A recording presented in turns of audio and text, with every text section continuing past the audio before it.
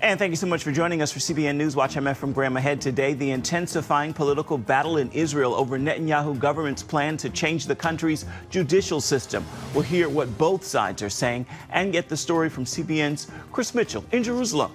The blistering heat wave hitting the Southwest with temperatures at 110 degrees or even higher in Phoenix for well more than 3 weeks straight. And with air conditioning so expensive in some areas in the extreme heat, some are having to choose between cooler air and food. The surprise summer smash hit Sound of Freedom still going strong at the box office. We'll bring you an inside look at the studio behind that release and other major successes like The Chosen. We'll tell what the secret formula is for their success.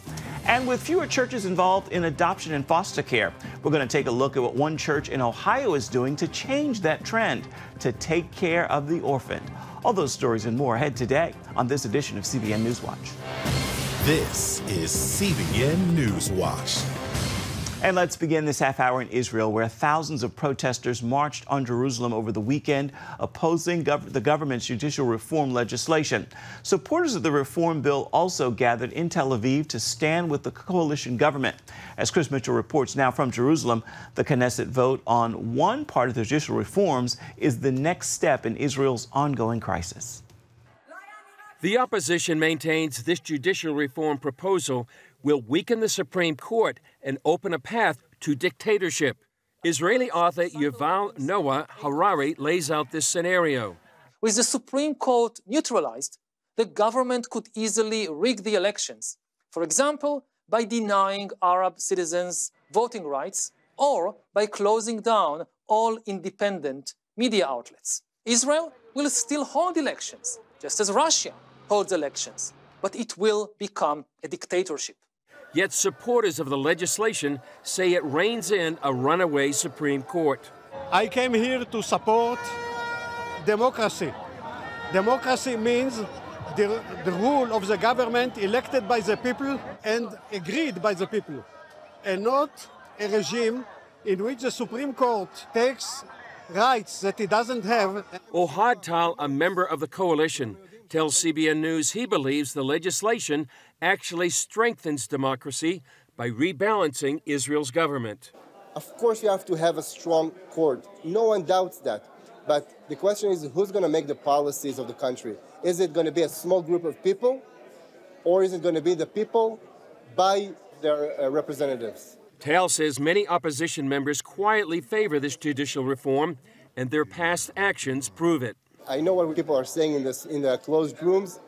From the opposition, many people are agreeing with the fact that we need to have these reforms, and you don't have to trust me about that. You just have to read the bills that many of the opposition members of today put on the table only in the last few years, which proves that they are supporting exactly what we're trying to promote today.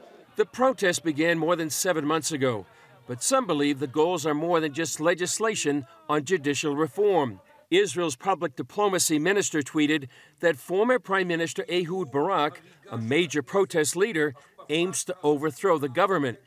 Earlier this year, Barak cited research examining protests for the last 100 years and how they succeeded. They found a common denominator, all these protests which succeeded, where they reach a level of 3.5% of the population, tenaciously and persistently keeping the protests, boycott, civil disobedience, and so on. At the end, the government either fall or capitulate. For the coalition is actually going on right now, a vote on the so-called reasonableness clause, where the Supreme Court is allowed to strike down a law, even if they decide it's unreasonable in their view. Ephraim? Chris, give us a little bit more about this legislation. How will it change the character of the Supreme Court? Well, Ephraim, for years, the court has been able to change any decision by the government based on their own ideas, sort of in the eyes of the beholder. If a judge or the court deemed a law or policy unreasonable, they could reverse it. So what this legislation does, it demands that the court reviews decisions not based on the judge's particular worldviews or preferences, but on legal standing. And it will prevent the court from overturning decisions by the elected representatives of the people without that legal precedent. And that's what that person we heard talk about He was defending democracy because he doesn't want the Supreme Court to take over what the elected representatives have decided. And all of this is happening, Ephraim, as we speak. Prime Minister Netanyahu just recently arrived at the Knesset. He's been in the hospital for a couple of days, and the vote's taking on right now. The opposition is saying that they're going to boycott the final vote. So this is all happening as we speak. Now, I know supporters of the bill say it's necessary to cut the powers of unelected judges, but opponents say it's a power grab by Israeli Prime Minister Netanyahu and would destroy Israel's democratic foundations. Where does the public stand? Well, the public, I think, generally supports actually judicial reform.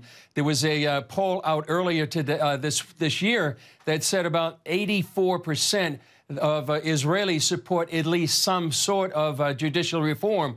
About 22% that they didn't want the kind of judicial reform that was being proposed by the coalition government right now. It's really kind of a crisis right now, Ephraim.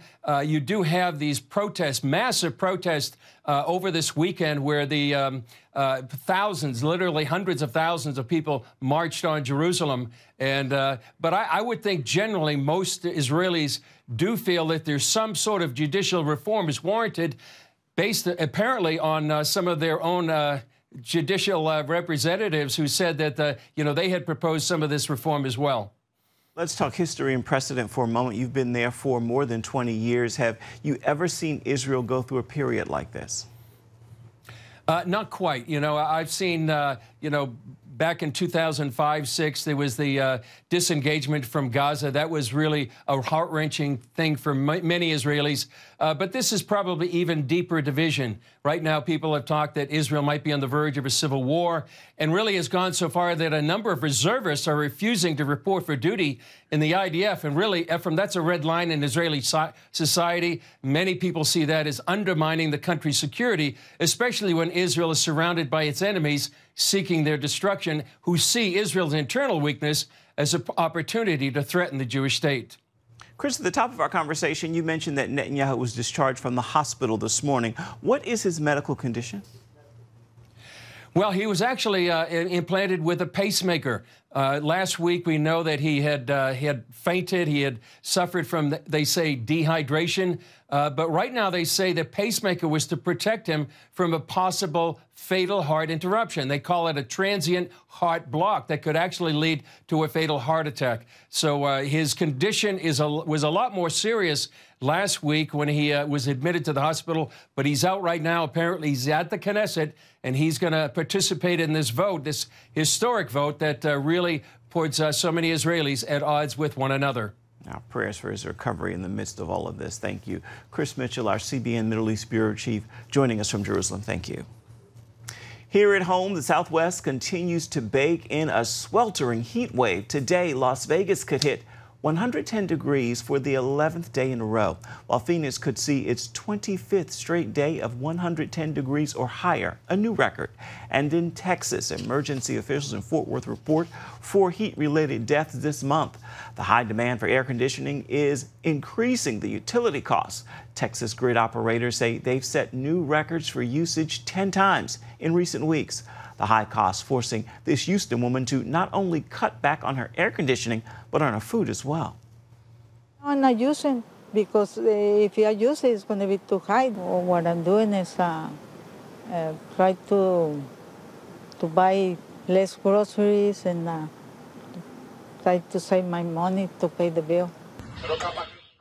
The high heat also spreading through Europe and fueling fires in Greece. Wildfires forcing some 19,000 tourists to flee the island of Rhodes by plane and boat, the largest ever evacuation in Greece's history. Coming up, Sound of Freedom still powering ahead at the box office. We're going to have an inside look at the studio behind the release of this surprise box office hit and other major successes like The Chosen. We'll bring you that story when we come back. Stay with us.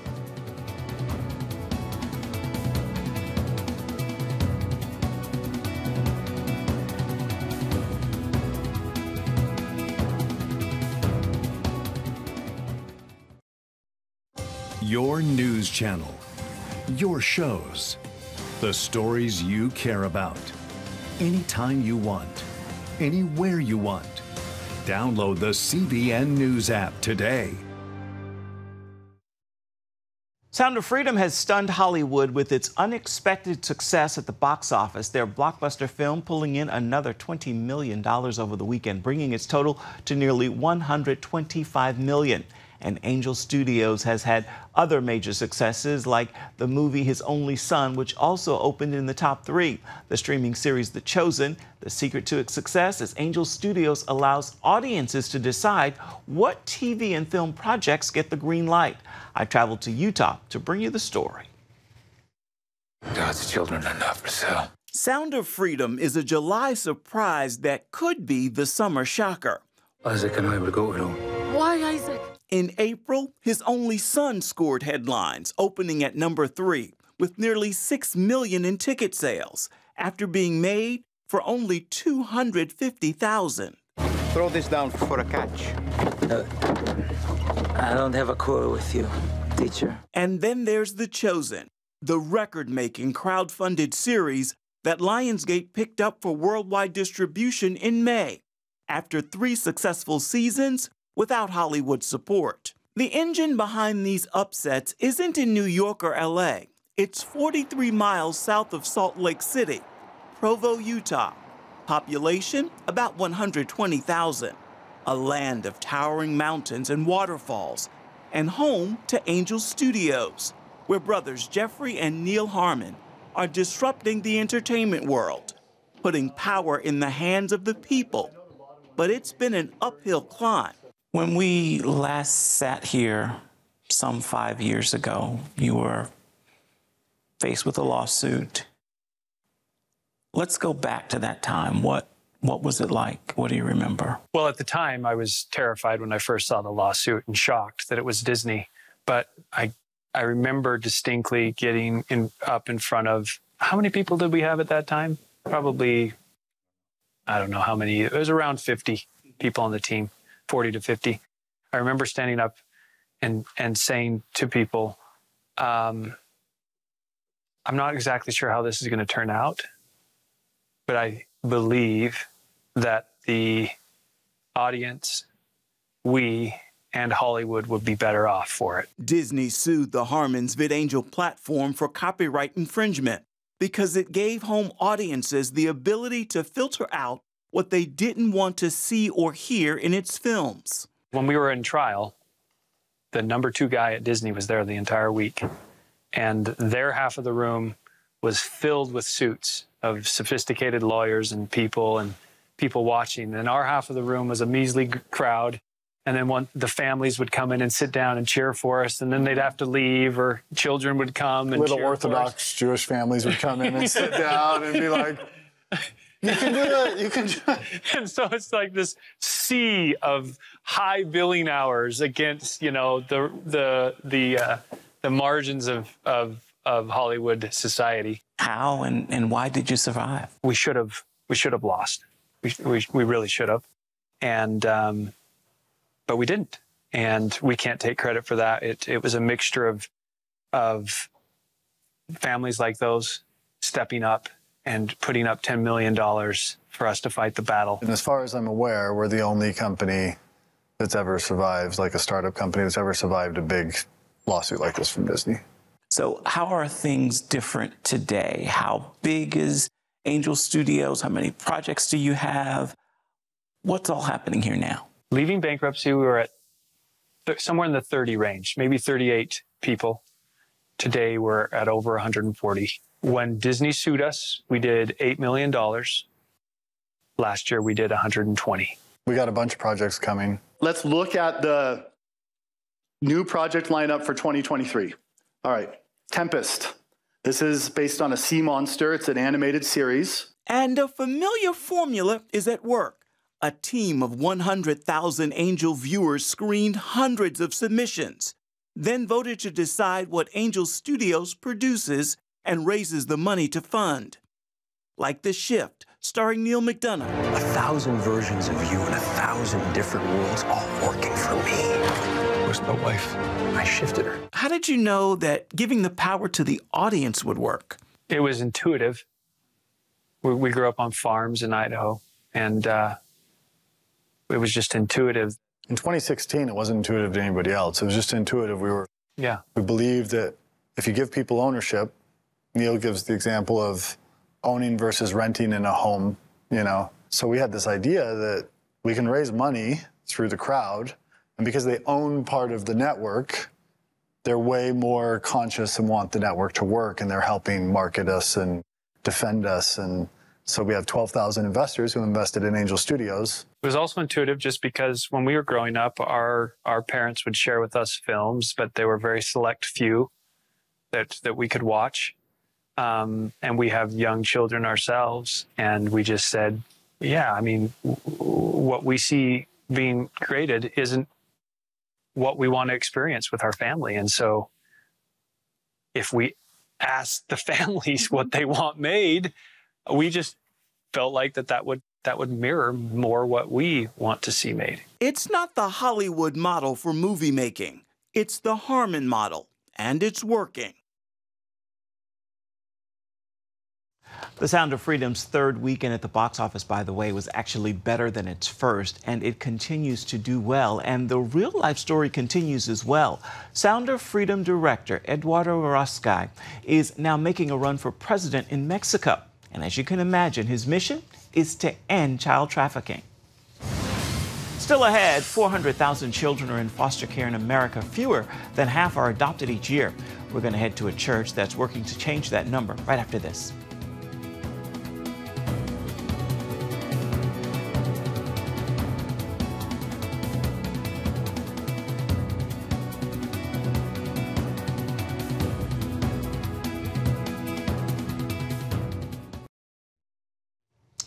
Churches involved in adoption and foster care in America has dropped substantially in terms of the number in the last 5 years. One church in Ohio, though, is looking to change that trend. The congregation has risen to the challenge by providing loving homes for foster children in need of families. CBN's Brody Carter is on this story.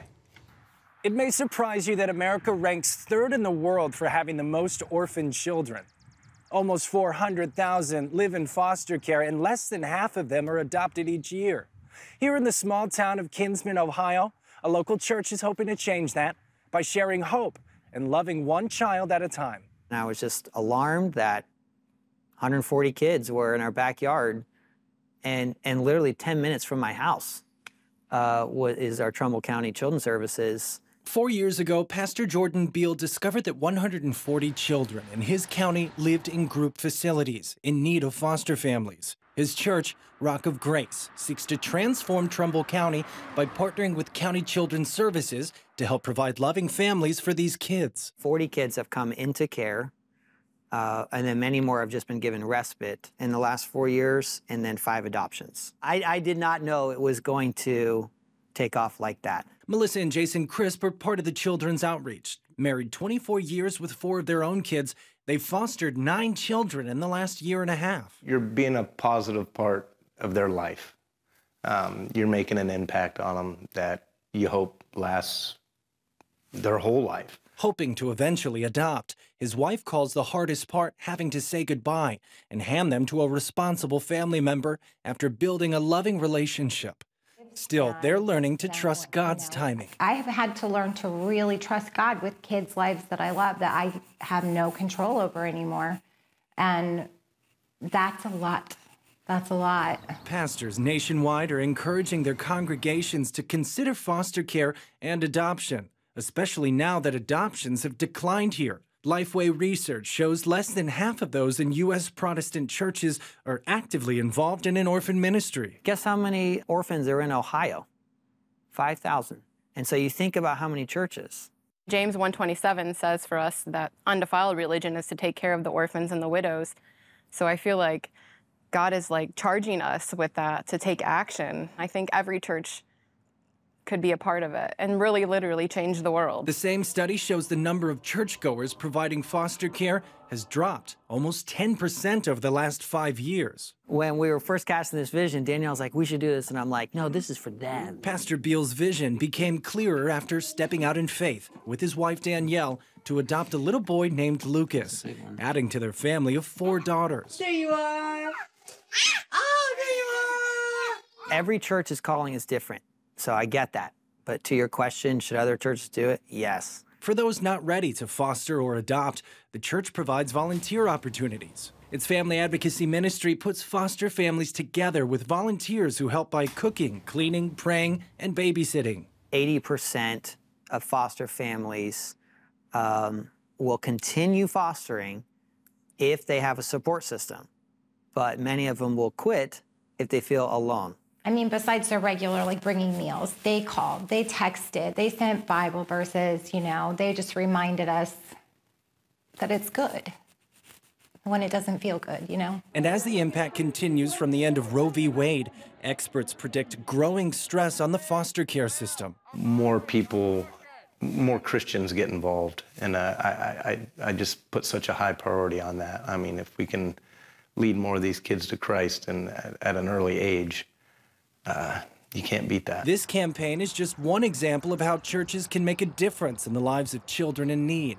By providing support and care, they can help these children thrive and reach their full potential. Reporting in Kinsman, Ohio, Brody Carter, CBN News. We're back in just a moment with an encouraging word for your day ahead. When we come back, stay with us. Download the CBN News app. One place for all of your news. Breaking news alerts. Watch CBN News Channel Live. CBN News, because truth matters. Get the CBN News app today. Time now for your Monday motivation, and today I leave you with a simple thought with a powerful message and a real call for gratitude. Thank God last night was not your last night. You live to see another day. Make the most of it and do something to make Him more famous in your world. With that word, make today not just a good day, but a God day. That is going to do it for this edition of CBN NewsWatch. I want to remind you, you can always find more of our news programs on the CBN News channel. You can find them there anytime, as well as online, cbnnews.com. You know, we'd love to know what you think about the stories you've seen here today or any day. You can email us. That address is newswatch@cbn.com. And of course, you can always reach out and touch us on Facebook, Twitter, and Instagram. We certainly would love to hear from you. Make it a marvelous Monday and join us right back here, same time tomorrow. Goodbye, everybody, and God bless.